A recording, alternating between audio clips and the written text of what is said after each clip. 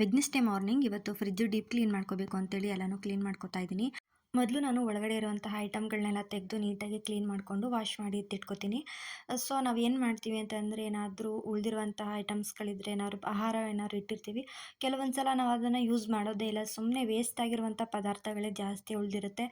ಕೆಲವೊಂದು ಸಲ ಏನಾದರೂ ಬೇಕು ಅಂತ ಇಟ್ಟಿರ್ತೀವಿ, ಮರ್ತೋಗ್ಬಿಟ್ಟಿರುತ್ತೆ, ಅದೆಲ್ಲ ತುಂಬ ವೇಸ್ಟ್ ಆಗುವಂಥ ಚಾನ್ಸಸ್ಗಳಿರುತ್ತೆ. ಹಾಗಾಗಿ ನೋಡಿಕೊಂಡು ನಾವು ಇಟ್ಕೋಬೇಕು. ಹಾಗೆ ಸ್ಟೋರೇಜ್ ಬಾಕ್ಸ್ಗಳನ್ನ ತರಿಸ್ಕೊಂಡಿದ್ದೆ, ಇದನ್ನು ಕೂಡ ಆರ್ಗನೈಸ್ ಮಾಡಿಕೊಂಡೆ. ಹಾಗೇನಾದರೂ ಪೀರಿಯಡ್ಸ್ ಟೈಮಲ್ಲಿ ನಿಮಗೇನಾದ್ರು ಹೊಟ್ಟೆ ನೋವು ಬಂದರೆ ಈ ರೀತಿ ಜೀರಿಗೆ ಕಷಾಯ ಮಾಡ್ಕೊಂಡು ಕುಡೀರಿ, ಹೊಟ್ಟೆ ನೋವೆಲ್ಲ ಕಮ್ಮಿ ಆಗುತ್ತೆ.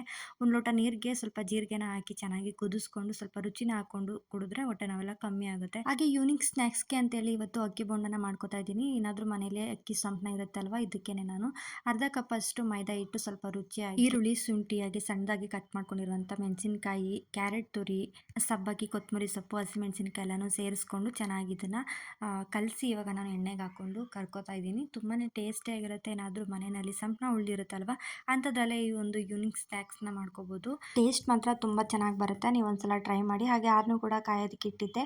ಈಗ ಸ್ವಲ್ಪ ಟೀ ಮಾಡ್ಕೋತಾ ಇದ್ದೀನಿ. ಹಾಗೆ ಇವತ್ತಿನ ಒಂದು ಕಂಪ್ಲೀಟ್ ವಿಡಿಯೋ ನನ್ನ ಯೂಟ್ಯೂಬ್ ಚಾನಲ್ಲಿ ಅಪ್ಲೋಡ್ ಮಾಡಿದ್ದೀನಿ. ಯಾರಿಗಾದರೂ ಇಂಟ್ರೆಸ್ಟ್ ಇದ್ದರೆ ಹೋಗಿ ಚೆಕ್ ಮಾಡಿ. ಈ ವಿಡಿಯೋ ನಿಮ್ಗೆ ಇಷ್ಟ ಆಗಿದ್ದರೆ ಲೈಕ್ ಮಾಡಿ, ಶೇರ್ ಮಾಡಿ, ಕಮೆಂಟ್ ಮಾಡಿ.